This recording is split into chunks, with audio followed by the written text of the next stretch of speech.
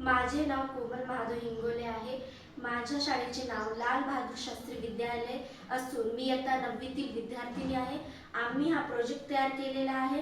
आम्ही जिल्हा स्तरावरील प्रदर्शनामध्ये भाग घेऊन आम्ही हा प्रोजेक्ट तिथे मांडणार आहोत। आमच्या प्रोजेक्टचे नाव ॲग्रिकल्चर प्रोजेक्ट वर्किंग मॉडेल आहे। हे शेतकऱ्यासाठी अत्यंत महत्त्वाचे आहे। हे पर्यावरणास अनुकूल आहे।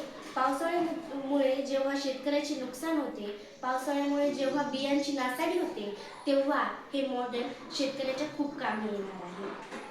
शेतकरी यातून कमीत कमी वेळात जास्त उत्पादन मिळवू शकतो आणि कीटकनाशकापासून होणारे जे रोग असतात ते पिकांना होऊ देत नाही, म्हणजेच पिकांचे संरक्षण करतो।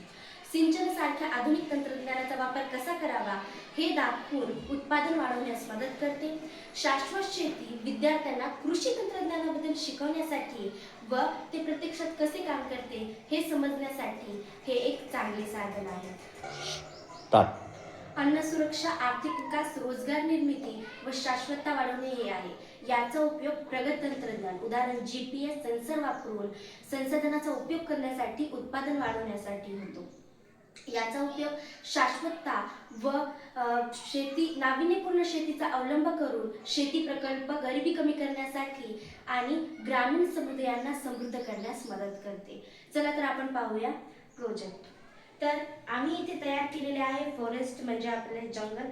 इथे आम्ही वेगवेगळ्या प्रकारचे म्हणजे नारळाची झाडे आम्ही लावलेली आहे।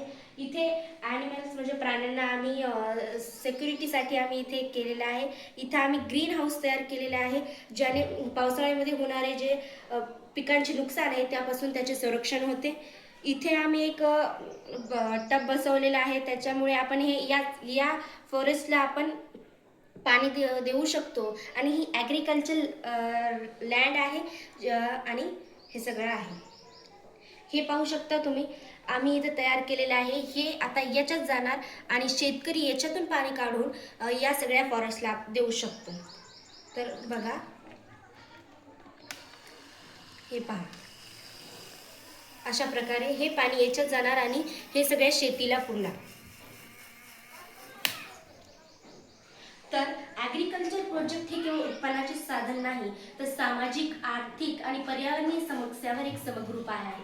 शाश्वत व नाविन्यपूर्ण शेतीचा अवलंब करून शेती प्रकल्प गरिबी कमी करण्यासाठी आणि पर्यावरण संरक्षण यासारख्या अनेक उद्दिष्टांची पूर्तता करू शकते।